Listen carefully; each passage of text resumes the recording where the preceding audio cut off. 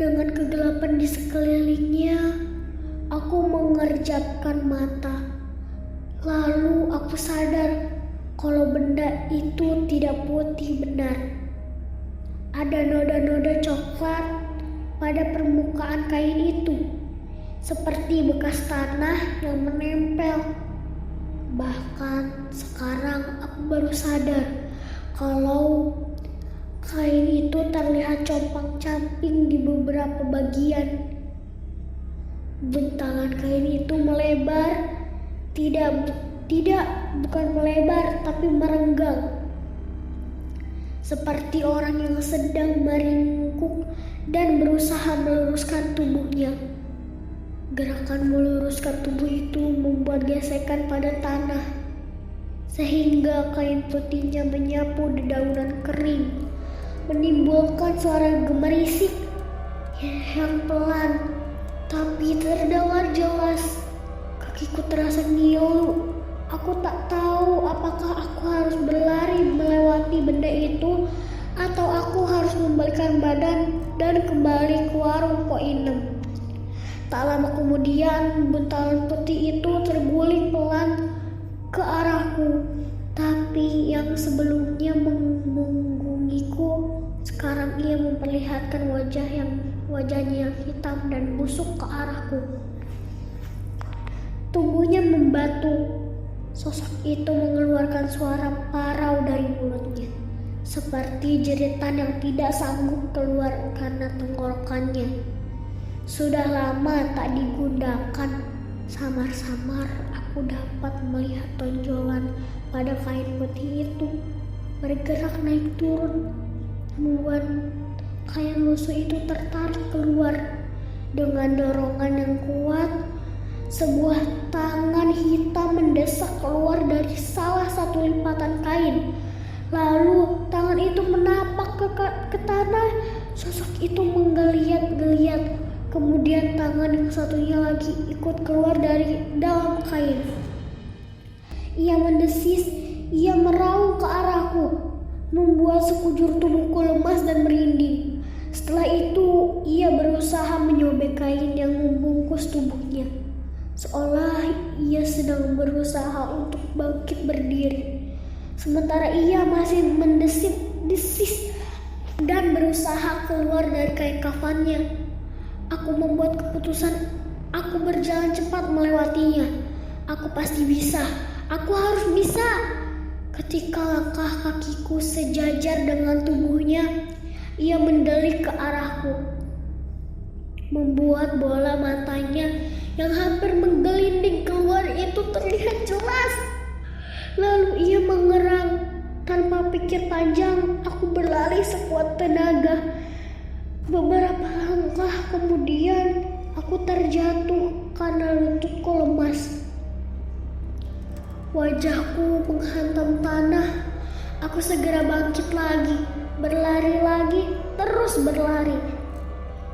Setiba di kamar kos, aku langsung mengunci pintu dan meringkuk di atas kasur. Aku tidak tahu apakah yang kulihat tadi itu benar-benar nyata atau hanya halusinasi. Tapi aku tahu bahwa malam ini aku harus tidur dengan lampu menyala. Keesokan harinya, rampok kan? Binatang buas kali. Binatang apaan di tengah kota begini? Siapa tahu ada macan lepas dari Ragunan. Jauh banget.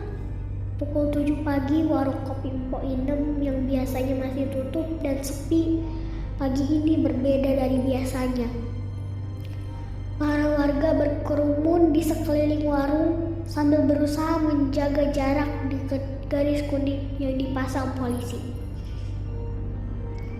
Beberapa orang polisi tampak memperingatkan beberapa anak kecil yang berdiri terlalu dekat.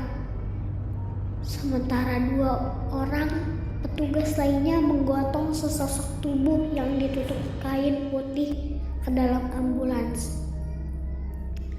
Seharusnya pagi ini aku berangkat ke kantor, tapi kerumunan warga dan kehadiran para wartawan mencuri perhatianku. Aku berusaha menyelinap di antara kerumunan agar dapat melihat lebih jelas. Pak Zainal berdiri dekat dengan garis polisi. Ia tampak sangat pucat. "Ada apa, Pak?" tanyaku pada Pak Zainal. "Nggak ngerti juga saya, Mas. Tapi kata orang-orang sih rampok. Ada juga yang bilang binatang buas. Kasihan. Bener-bener gak nyangka," jawab Pak Zainal tanpa menoleh ke arahku. "Siapa?" tanyaku penasaran. "Mpok Inem," ucap Pak Zainal. "Lah Mas, kan kemarin juga ada di warung." Aku mengangguk, lalu aku teringat semuanya. Aku teringat bagaimana aku mendengar obrolan mereka di warung semalam. Juga apa yang kulihat dalam perjalanan pulang. Leherku seperti tercekik dengan tubuh yang gemetar. Aku berlari menerobos kerumunan warga, lalu melewati garis polisi dan menyerbu jasad yang sedang digotong ke ambulans. Seorang polisi mencoba menahanku, tapi aku mendorong sekuat tenaga hingga tubuhku menabrak tandu. Jasad Po Inem tergelincir jatuh, tubuhnya yang penuh darah dan isi perutnya yang terburai keluar tergeletak di tanah. Daging-daging di wajahnya yang menyembul keluar terlihat dengan jelas. Warga yang menyaksikan itu menjerit ketakutan. Aku tidak jadi ke kantor. Polisi menanyaiku tentang apa yang kulihat pada semalam. Sebelum kejadian aku menceritakan semuanya. Mulai saat itu, aku berangkat dari tempat kos sambil membawa buku novel. Duduk di warung memesan segelas kopi. Lalu membaca buku dan menguping pembicaraan mengenai pocong yang dilihat Pak Ijol. Kukatakan pada mereka, aku tak melihat apapun yang mencurigakan. Semuanya tampak normal. Tak ada perampok yang mengendap-endap atau surat ancaman pembunuhan ketika aku harus menceritakan bagian saat aku pulang dari warung. Ucapanku terhenti. Aku tak bisa menceritakan apa yang kulihat di dekat pekuburan soal buntalan putih yang bergerak-gerak dan mayat yang berusaha keluar dari kain kafannya. Bukan karena aku takut mereka akan menertawaiku, tapi karena aku sendiri pun tidak bisa mempercayainya. Polisi tidak yakin kalau penyebab kematian Po Inem adalah perampokan, sebab tak ada barang yang hilang. Jasad Po Inem dibawa ke rumah sakit untuk diperiksa, tapi dari pengamatan sekilas semua orang dapat menduga bahwa luka-luka mengerikan itu tidak diciptakan menggunakan golok atau celurit, tapi lebih mirip hasil koyakan kuku atau gigi. Dugaan yang paling kuat saat ini adalah binatang buas. Sayangnya tak ada laporan binatang yang lepas dari kebun binatang manapun. "Saya yang semalam pulang paling terakhir," ucap Pak Ijol. Sumpah saya nggak ngapa-ngapain waktu pulang.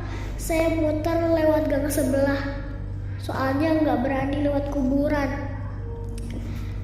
Habis subuh tadi saya baru nyadar kalau korek dan rokok saya yang masih setengah bungkus ketinggalan di warung. Terus saya ke sana. Siapa tahu masih ada di meja warung. Tapi pas saya ke warung ada bau amis darah. Saya cari sumbernya dan ya, saya melihat Mpok Inem udah kayak gitu.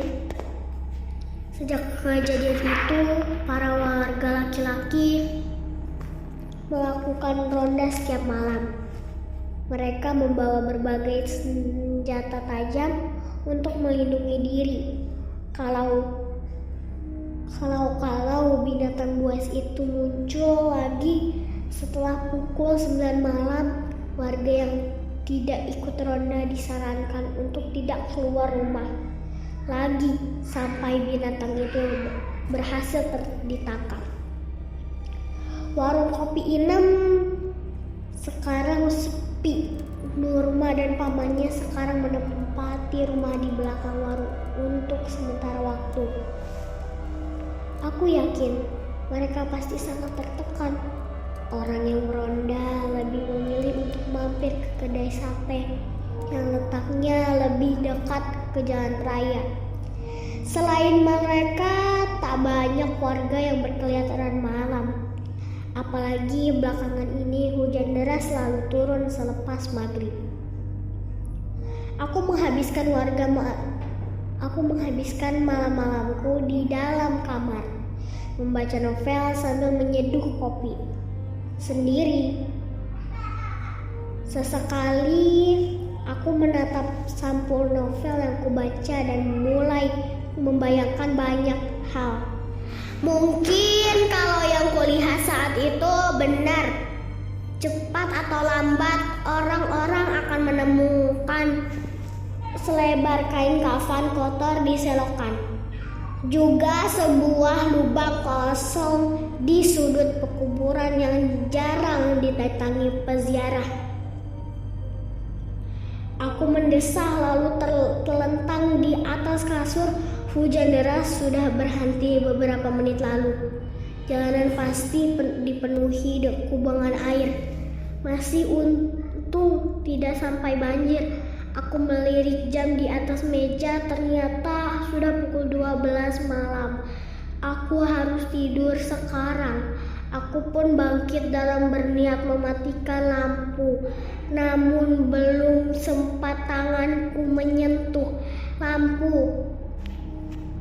Menyentuh saklar, aku mendengar suara kecipak air dari luar. Aku mengintip lewat jendela kamar. Siapa orang ceroboh yang bisa-bisanya menginjak kubangan air berkali-kali seperti itu? Lalu aku melihatnya di bawah tiang listrik. Seseorang sedang berjalan pelan sambil menunduk kakinya, melangkah dengan sembarangan seperti dengan sengaja menampar-nampar tanah becek. Perhatikan lagi, ia tampak sempoyan seperti pemuda yang sedang mabuk berat. Tapi dari rambutnya yang terurai panjang, sepertinya ia perempuan.